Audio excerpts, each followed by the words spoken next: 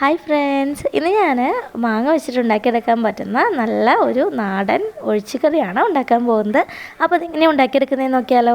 അതിനായിട്ട് ഞാനിവിടെ ഒരു 6 ടേബിൾ സ്പൂൺ തുവരപ്പരിപ്പ് എടുത്തിട്ടുണ്ട്. അതൊരു ബൗളിലേക്ക് ഇട്ട് കൊടുക്കാം. ഇനി നമുക്കത് നല്ലതുപോലെ വെള്ളം ഒഴിച്ച് ഒരു 2 പ്രാവശ്യമൊക്കെ കഴുകി വെള്ളം വാർത്തെടുക്കാം കേട്ടോ. അപ്പോൾ അതിൽ ആ ഒരു പൊടിയും കാര്യങ്ങളൊക്കെ പോകാൻ വേണ്ടിയിട്ടാണ്. അപ്പോൾ നന്നായിട്ടൊന്ന് കഴുകിയെടുക്കാം. അങ്ങനെ ഞാൻ തുവരപ്പരിപ്പ് 2 പ്രാവശ്യം കഴുകി വെള്ളം വാർത്തെടുത്തിട്ടുള്ളതാണ്. ഇനി നമുക്ക് ഈ തുവരപ്പരിപ്പ് ഒരു കുക്കറിലേക്ക് ഇട്ട് കൊടുക്കാം.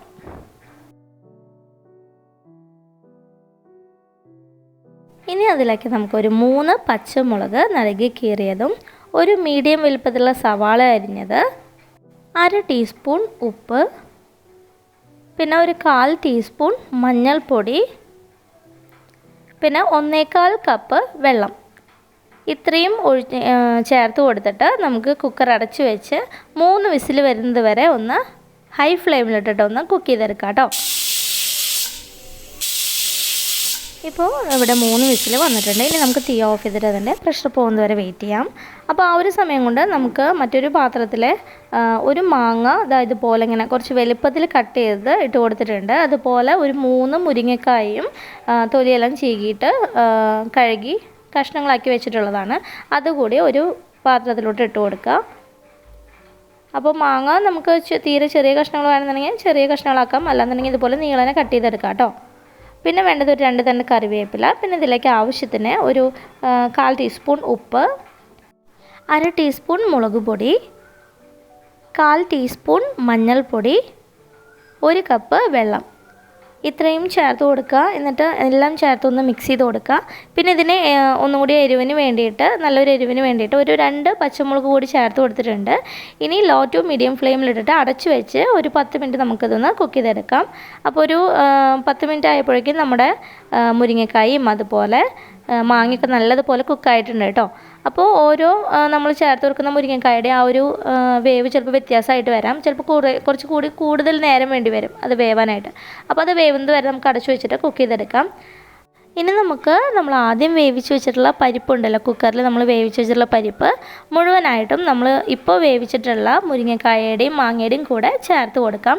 നമ്മൾ പരിപ്പിൻ്റെ കൂടെ ഇതിട്ടിട്ട് വേവിക്കാതിരുന്നത് എന്താണെന്ന് വെച്ച് കഴിഞ്ഞിട്ടുണ്ടെങ്കിൽ ചിലപ്പോൾ നമ്മൾ ആ 2-3 വിസിലൊക്കെ അടിച്ചെടുക്കുമ്പോഴേക്കും മുരിങ്ങക്കായും അതുപോലെ മാങ്ങയൊക്കെ നന്നായിട്ട് ഇങ്ങനെ ഉടഞ്ഞു പോകാനായിട്ട് ചാൻസ് ഉണ്ട്. അപ്പോൾ അതില്ലാതിരിക്കാനാണ് സെപ്പറേറ്റ് വേവിച്ചത്. ഇനി നമുക്ക് പരിപ്പ് ആ മുരിങ്ങക്കായുടെ ഒക്കെ കൂടിയിട്ട് നന്നായി ഒന്ന് ഇളക്കി യോജിപ്പിച്ച് കൊടുക്കാം. അങ്ങനെ യോജിപ്പിച്ചെടുത്തതിന് ശേഷം വീണ്ടും മൂടി വെച്ച് അടച്ചിട്ട് ഒരു 5 മിനിറ്റ് നമുക്ക് മീഡിയം ഫ്ലെയിമിൽ ഇതൊന്ന് കുക്ക് ചെയ്തെടുക്കണം കേട്ടോ. അപ്പോഴേക്കും ആ പരിപ്പും മുരിങ്ങക്കായും മാങ്ങയൊക്കെ നന്നായി ഒന്ന് സെറ്റായി കിട്ടും.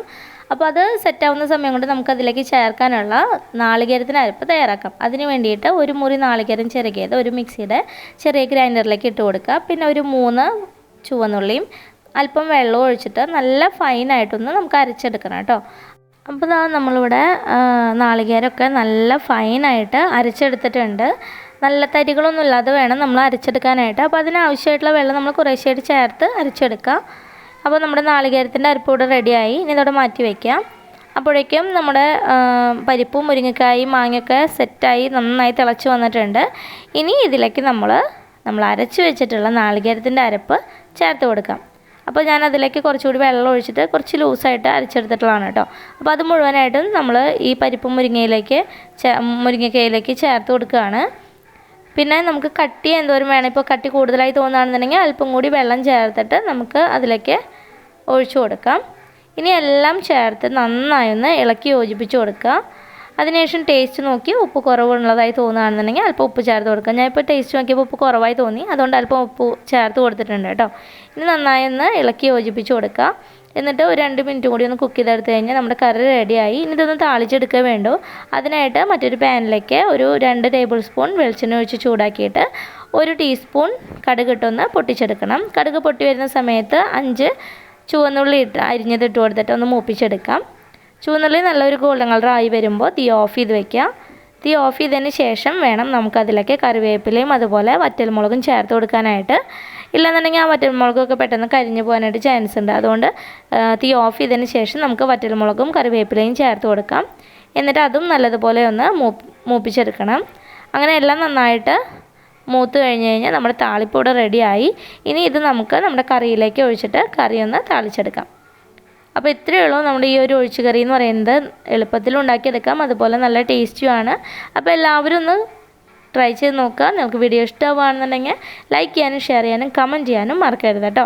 അപ്പോൾ നമുക്ക് ഈ ഒരു മാങ്ങാക്കാലത്ത് ഉണ്ടാക്കിയെടുക്കാൻ പറ്റുന്ന അടിപൊളി ഒരു ഒഴിച്ചുകറിയാണ്. അപ്പോൾ നിങ്ങളുടെ അഭിപ്രായങ്ങൾ കമൻറ്റിലൂടെ അറിയിക്കുക. Thanks for watching.